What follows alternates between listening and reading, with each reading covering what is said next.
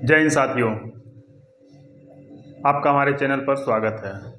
कल हमने हिंदी की लिपि के बारे में पढ़ा था, देवनागरी लिपि के बारे में पढ़ा था। उससे पहले हमने व्याकरण की शुरुआत पिछले क्लास में की थी। पहली क्लास में हमने आपको व्याकरण के बारे में बताया था, व्याकरण शब्द की उत्पत्ति कैसे हुई है। उसके बाद हमने हिंदी का संक्षिप्त इतिहास बताया था। उसके बाद हमने आपको भाषा बताया था कि भाषा किससे बना है, किस शब्द से बना है। संस्कृत की भाष धातु से बना है। उसके बाद भाषा के प्रकार के बारे में हमने आपको बताया था कि भाषा 3 प्रकार की होती है, मौखिक, लिखित और सांकेतिक। उसके बाद हमने लिपि बताई थी, उसका लिपि के बाद देवनागरी लिपि के बारे में बताया था। कल हमने आपको वर्ण के बारे में बताया था और ध्वनि के बारे में बताया था, और अंत में हमने आपको वर्णमाला के बारे में बताया था। आज हम आपको मात्रा के बारे में बताएंगे। पिछली क्लास को हम थोड़ा सा रिवीजन कर लेते हैं। जैसे कल हमने बताया था वर्णमाला। वर्णमाला क्या है कि ध्वनियों के या संकेतों के लिखित क्रमबद्ध रूप को हम वर्णमाला कहते हैं। वर्णमाला में मानक वर्ण कुल 52 हैं। हमने कल आपको बताया था ये 52 वर्णों का निर्माण कैसे हुआ है। उसमें 11 स्वर हैं, 2 अयोगवाह शब्द हैं, 33 उसमें व्यंजन हैं। व्यंजन भी 2 प्रकार के होते हैं, वर्गीय व्यंजन और अवर्गीय व्यंजन। वर्गीय व्यंजन 25 होते हैं, अवर्गीय व्यंजन 8 होते हैं। उसके बाद उच्छिप्त व्यंजन की बात बताई थी हमने, उच्छिप्त व्यंजन 2 होते हैं। और अंत में बताया था संयुक्त अक्षर के बारे में। संयुक्त अक्षर कुल 4 होते हैं। आज उसी क्रम को आज हम आगे बढ़ाएंगे और मात्रा के बारे में पढ़ेंगे। मात्रा, जब हम किसी स्वर को किसी व्यंजन के साथ प्रयोग करते हैं तो जो स्वर के रूप में परिवर्तन होता है उसे ही मात्रा कहते हैं। यानी कि जब स्वर का प्रयोग हम किसी व्यंजन के साथ करते हैं तो स्वर के रूप में जो परिवर्तन हो रहा है वह मात्रा कहलाती है।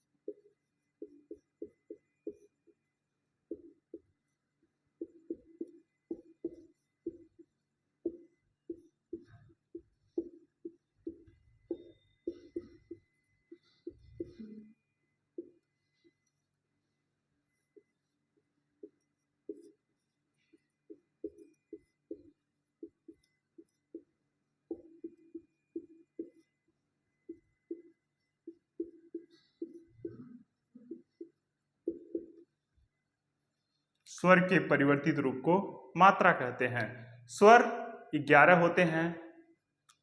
स्वर 11 हैं।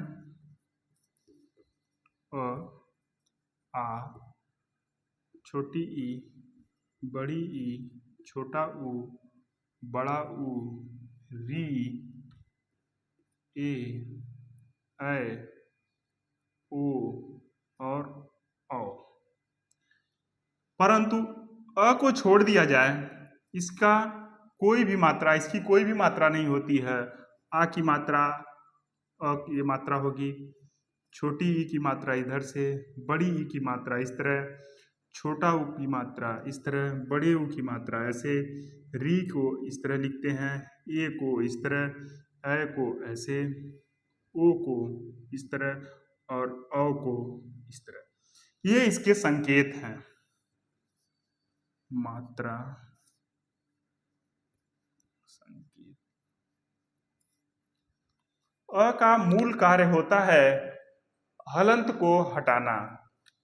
जैसे क लिखा हुआ है, अगर इसके साथ अ लिख दिया जाए तो ये हो जाता है क। अ ने क्या किया, हलंत को हटा दिया।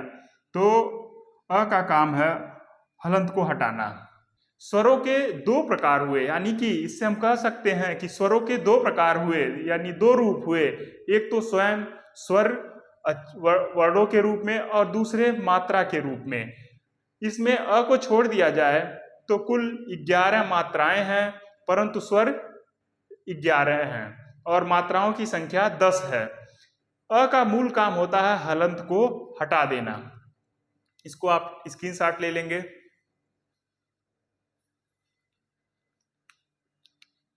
इसमें एक चीज और आप नोट करेंगे, जैसे नोट, अगर अ के साथ अनुस्वर को लगा दें तो ये अनुस्वर हुआ, अनुस्वार, और अ के साथ अगर विसर्ग को ऐड कर दिया जाए तो ये विसर्ग हो गया। विसर्ग आवश्यकता अनुसार स्वरों के साथ और व्यंजनों के साथ लगाए जाते हैं। इसको आप नोट कर लीजिए। अगली हेडिंग,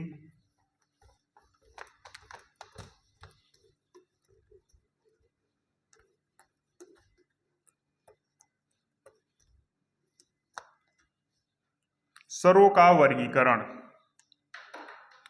स्वरों का वर्गीकरण, स्वरों का वर्गीकरण, यानी कि स्वर कितने प्रकार के होते हैं या स्वर का वर्गीकरण किस रूप में किया गया है। पहला वर्गीकरण उत्पत्ति के आधार पर, उत्पत्ति के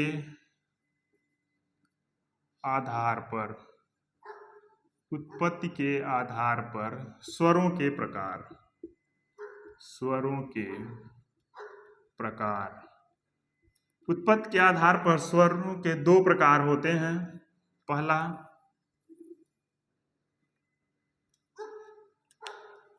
मूल स्वर, मूल स्वर, और दूसरा है संधि स्वर, संधि स्वर। मूल स्वरों की उत्पत्ति अज्ञात होती है, उत्पत्ति अज्ञात होगी। इनका खंडन नहीं किया जा सकता, यानी टुकड़ा नहीं किया जा सकता, इनके टुकड़े नहीं हो सकते, खंडन नहीं किया जा सकता, यानी इसके टुकड़े नहीं होंगे। मूल स्वर 4 हैं, अ,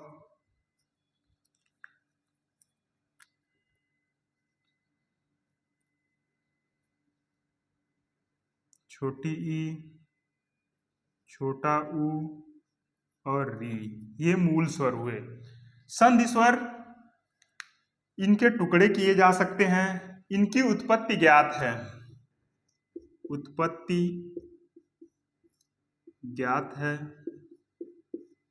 इनके दो भाग हैं, दो भाग, इनके दो भाग हैं। एक होता है दीर्घ स्वर, एक होता है संयुक्त स्वर, संयुक्त स्वर, दीर्घ स्वर और संयुक्त स्वर। ऊपर लिख देते हैं।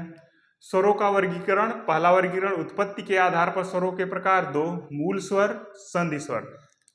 मूल स्वर 4 होते हैं, संधि स्वर 7 होते हैं, दीर्घ स्वर इसमें 3 होंगे और संयुक्त स्वर जो है इसमें 4 होंगे। दीर्घ स्वर में समान, दो समान स्वर मिलके दीर्घ स्वर का निर्माण करते हैं। जैसे अ और अ मिलेगा तो आ का निर्माण होगा। इसी तरह छोटी ई प्लस छोटी ई मिलेगी तो बड़ी ई का निर्माण होगा। छोटा ऊ प्लस छोटा ऊ मिलेगा तो बड़े ऊ का निर्माण होगा। संयुक्त स्वर, इसको इरेज कर लेते हैं। संयुक्त स्वर, संयुक्त स्वर, संयुक्त स्वर मूलतः दो विभिन्न स्वर या दो से अधिक विभिन्न स्वर, मूल स्वर मिलके संयुक्त स्वर का निर्माण करते हैं। जैसे अ और ई मिल जाए तो ए का निर्माण होता है, और अ प्लस ए मिल जाए तो ए का निर्माण होगा। इसी तरह अ के साथ छोटा ऊ मिल जाए तो ओ का निर्माण होगा। अ प्लस ओ मिल जाए तो अ का निर्माण होगा। यानी कि संयुक्त स्वर में दो भिन्न या दो से अधिक भिन्न मूल स्वर मिलकर संयुक्त स्वर का निर्माण करते हैं, लेकिन दीर्घ स्वर में समान स्वर एक साथ मिलेंगे और दीर्घ स्वर का निर्माण करेंगे। जैसे अ और अ मिले आ हो गया, छोटी ई मिली बड़ी ई हो गई, छोटा ऊ मिला बड़ा ऊ हो गया। संयुक्त स्वर में अ और ई मिले तो ए हो गया, अ और ए मिले तो ए हो गया। उसी तरह अ और ऊ मिला तो ओ हो गया, अ और ओ मिला तो अ हो गया। यानी कि संयुक्त स्वर चार प्रकार के हैं, संयुक्त स्वर चार हैं, दीर्घ स्वर तीन हैं।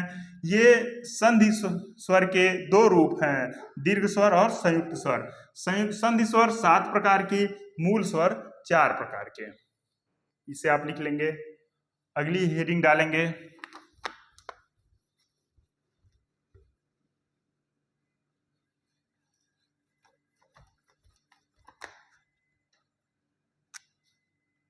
मात्रा आबलिक उच्चारण में लगने वाले समय के अनुसार स्वर के प्रकार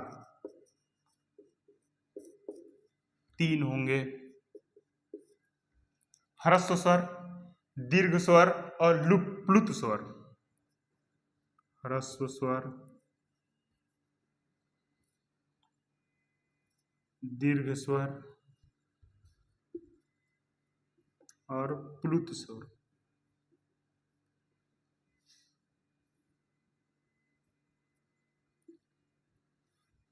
ह्रस्व स्वर 4 हैं, दीर्घ स्वर 7 हैं, प्लुत स्वर अब सामान्यतः प्रयोग में नहीं आते हैं और माना जाता है कि प्लुत स्वर 1 है। ह्रस्व स्वर 4, इनके उच्चारण में एक मात्रा का समय लगता है। जैसे अ, छोटी ई, छोटा ऊ और री, ये ह्रस्व स्वर हैं। इनके उच्चारण में एक मात्रा का समय लगता है, इसलिए इसे ह्रस्व स्वर कहते हैं। दीर्घ स्वर 7 हैं, आ, बड़ी ई, बड़ा ऊ, ए, ओ और औ। प्लुत स्वर जैसे हम ओम बोलते हैं तो ये प्लुत स्वर हुआ। 7 दीर्घ स्वर हैं, बड़ा है, छोटी बड़ी, बड़ा ऊ, ओ और औ। इनके उच्चारण में 2 मात्रा का समय लगता है, इसलिए इसे दीर्घ स्वर कहते हैं। प्लुत स्वर में 2 से अधिक मात्रा का समय लगता है, 3 मात्रा 4 मात्रा का समय लगता है। जैसे संगीत में जब हम राग बोलते हैं सा रे गा मा पा धा नी सा, तो प्लुत स्वर का यहाँ उपयोग होता है। यानी कि इसके उच्चारण में 3 से अधिक मात्रा का प्रयोग हो रहा है। ह्रस्व स्वर में एक मात्रा का समय लगेगा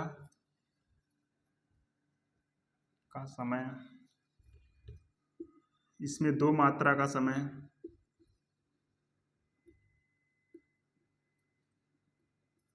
इसमें 3 मात्रा का समय सामान्यतः मानते हैं। स्वरों का वर्गीकरण 2 प्रकार मैंने बताया। उत्पत्ति के आधार पर मात्रा या उच्चारण में लगने वाले समय के अनुसार स्वर के 3 प्रकार, ह्रस्व, दीर्घ और प्लुत। इससे ह्रस्व स्वर 4 हैं, छोटा अ, छोटी ई, छोटा ऊ और री। दीर्घ स्वर 7, प्लुत स्वर 1। इसके बाद अगली हेडिंग पे चलते हैं।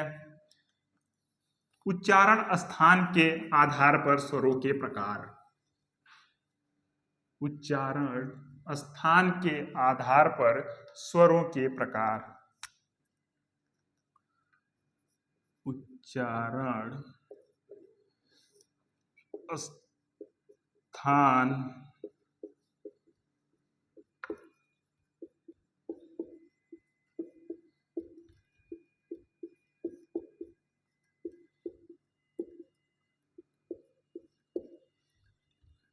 ये 6 होते हैं। उच्चारण स्थान के आधार पर स्वर के प्रकार जो है वो 6 हैं। समझने की कोशिश करते हैं। ये एक मनुष्य है। पहला यहाँ होगा कंठ या कंठ, दोनों सही शब्द हैं। कंठ में क में अ आएगा और आ, इनका उच्चारण कंठ से होता है। उसके बाद तालु, तालु से छोटी ई और बड़ी ई का उच्चारण होगा। यहाँ होगा मूर्धन्य, मूर्धन, मूर्धन से री का उच्चारण होगा। यहाँ है दंत और ये है ओष्ठ, ओष्ठ या ओठ, ओष्ठ या ओष्ठ। यहाँ से छोटा ऊ और बड़ा ऊ का उच्चारण होगा। परंतु अब 4 स्वर बच गए। यहाँ पे छोटा ऊ, बड़ा ऊ, अ आ, छोटी ई, बड़ी री, कुल 7 हो गए परंतु 4 बच गए। जैसे ए, ऐ, ओ और औ। इनका उच्चारण स्थान क्या है इसको जान लेते हैं। ये जो है अ और ई से मिलके बना है, तो अ कंठ से उच्चारित हुआ, ई तालु से, तो ये दोनों मिल गए तो कंठ तालव्य, कंठ तालव्य। यानी कि ए का उच्चारण कंठ तालव्य से होता है। उसी तरह अ और ए मिलते हैं तो अ का उच्चारण स्थान कंठ है और ए का उच्चारण स्थान कंठ तालव्य है, तो इसका भी उच्चारण स्थान कंठ तालव्य होगा। यानी कंठ और तालु मिलके इसका उच्चारण कर रहे हैं। जैसे ए, तो आप देखेंगे ए, कंठ से आवाज निकली ए, तालु में आके हमारी जीभ सट रही है, कंठ तालु।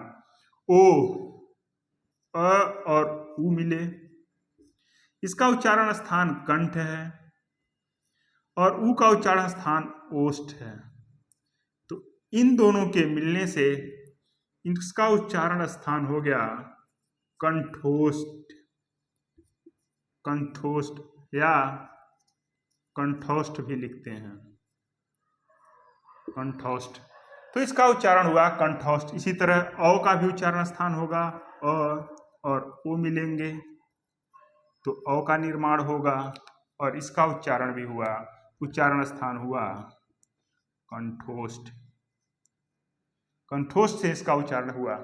यानी कि स्वरों का वर्गीकरण में हमने 3 प्रकार बताए, उत्पत्ति के आधार पर, उच्चारण स्थान के आधार पर, मात्रा या उच्चारण में लगने वाले समय के आधार पर स्वरों का वर्गीकरण हमने आपको बताया।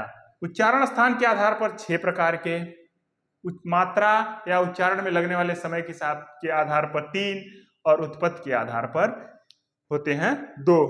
अगले प्रकार की तरफ बढ़ते हैं।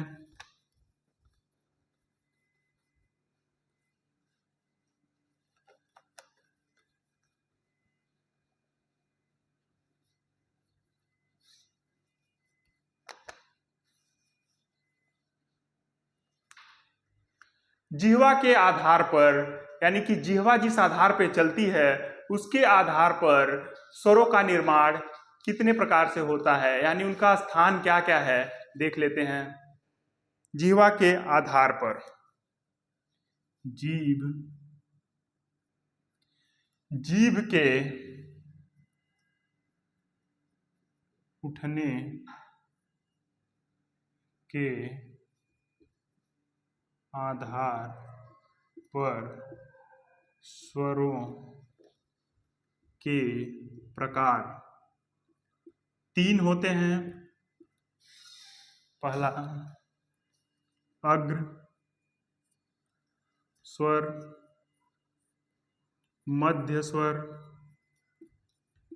मध्य स्वर और पश्च स्वर। अग्र, मध्य और पश्च स्वर। मध्य में अग्र में छोटी ई, बड़ी ई, ए और ऐ। छोटी ई, बड़ी ई, ए और ऐ, ये अग्रभाग से उच्चारित होते हैं। जैसे ई, हमारा अगला भाग उठ रहा है, बड़ी ई, ए, ऐ में मुंह खुला हुआ है, आगे का भाग यानी जीभ के माध्यम का हम प्रयोग कर रहे हैं। पश्चिम में होगा आ, पीछे से बोलते हैं आ, ऊ, बड़ा ऊ, ओ और औ। ये पश्च भाग से बोले जा रहे हैं। देखिए हम बोल रहे हैं ऊ, हमारा पीछे वाला का पार्ट जो है वो काम कर रहा है, पीछे का पार्ट सदैव काम करता है। जैसे आ, ओ, औ, यानी कि पीछे का पार्ट काम कर रहा है। ओष्ठ स्थिति के आधार पर स्वरों के प्रकार। अगले भाग की तरफ बढ़ते हैं।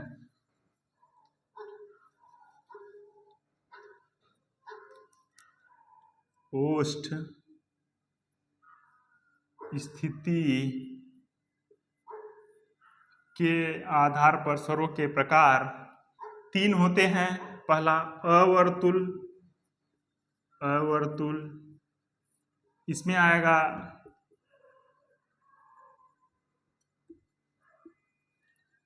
वर्तुल,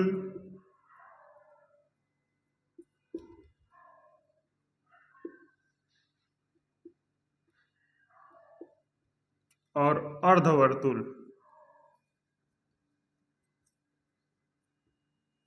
अर्धवर्तुल में हाँ, यानी कि ओष्ठ स्थिति के आधार पर भी स्वरों के 3 प्रकार होते हैं, अवर्तुल, वर्तुल और अर्धवर्तुल। इसको आप लिख लेंगे। 3 हमने बताया। यहाँ देखिए छोटी ई, बड़ी ई, ए और ऐ। वर्तुल के आधार पर छोटा ऊ, बड़ा ऊ, ओ और औ। अर्धवर्तुल के आधार पे आ। अब अगले प्रकार की तरफ बढ़ते हैं।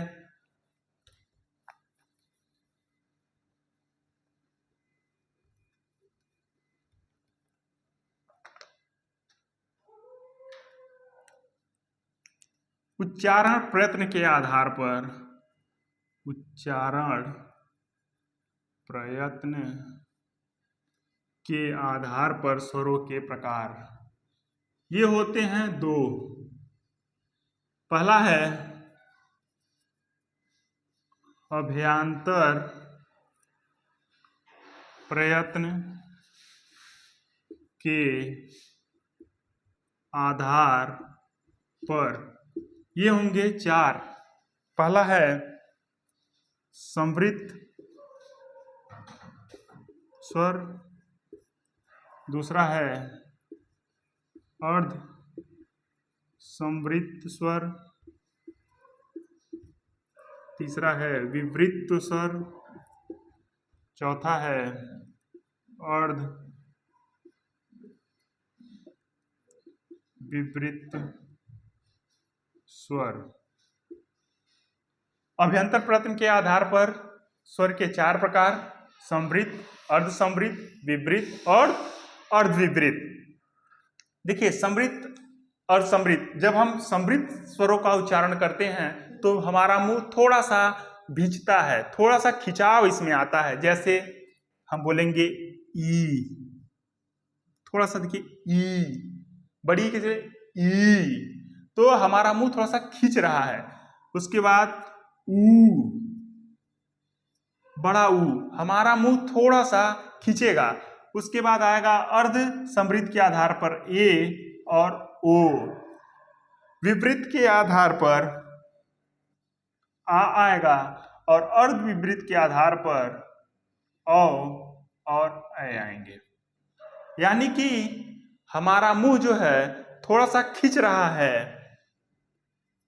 लेकिन विपरीत में हमारा मुंह खुलता है, पूरा खुलता है, और अर्ध विपरीत में आधा खुलता है हमारा मुंह। समृद्ध में हमारा जो मुंह है वो एक तरफ हल्का सा खींचेगा, अर्ध समृद्ध में थोड़ा सा ज्यादा खींचेगा। तो ये उच्चारण प्रयत्न के आधार पर स्वरों के प्रकार में पहला अभ्यंतर प्रयत्न के आधार पर 4 होते हैं। समृत स्वर, अर्धसमृत, विवृत, अर्धविवृत। समृत में छोटी ई, बड़ी ई, छोटा ऊ, बड़ा ऊ होगा। अर्धसमृत में ए, ऐ और ओ होंगे।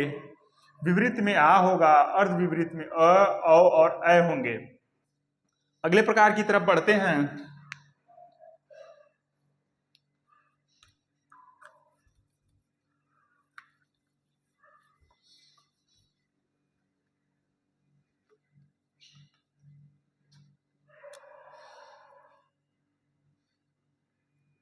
वाह प्रयत्न के आधार पर स्वरों के प्रकार। इसके आधार पर मूलतः 2 होते हैं। पहला प्राणत्व के आधार पर, दूसरा घोषत्व के आधार पर। प्राणत्व के आधार पर, दूसरा घोषत्व के आधार पर। के आधार पर, घोषत्व के आधार पर आप लिखते रहेंगे। प्राणत्व के आधार पे भी इसके 2 प्रकार होंगे, अल्प प्राण और महाप्राण। घोषत्व के आधार पे भी 2 होते हैं, सघोष और अघोष। जितने भी स्वर हैं सभी स्वर अल्प प्राण होते हैं। सभी स्वर अल्प प्राण। महाप्राण कोई भी स्वर नहीं होता है। उसी तरह सभी स्वर सघोष होते हैं। सभी स्वर सघोष होते हैं। प्राणत्व और घोषत्व के आधार पर स्वर में अल्प प्राण सभी स्वर जो हैं वो अल्प प्राण हैं, और घोषत्व के आधार पर सभी स्वर जो हैं वो सघोष हैं। अगले टाइप की तरफ बढ़ते हैं।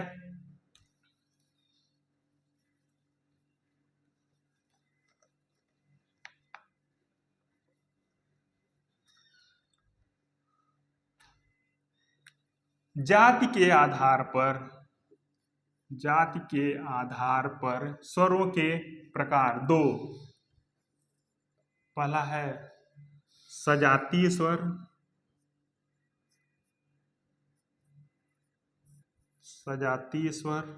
और दूसरा है विजातीय स्वर।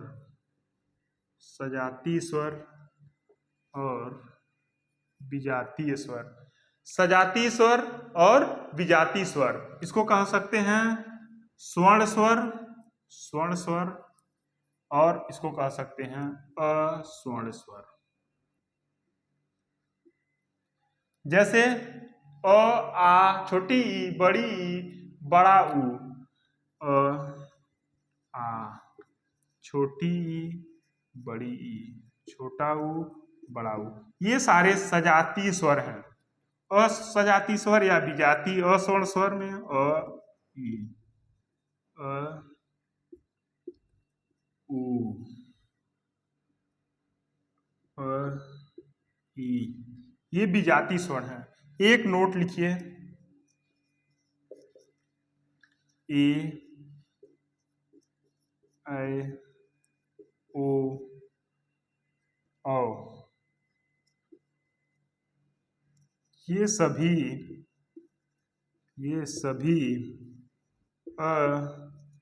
स्वर्ण स्वर हैं, क्योंकि इनका निर्माण अ और 2 असजातीय वर्णों के मिलने से हुआ है। 2 असजातीय स्वरों के मिलने से हुआ है, इसलिए ये अस्वर्ण स्वर में आएंगे, ए, ऐ, ओ और औ।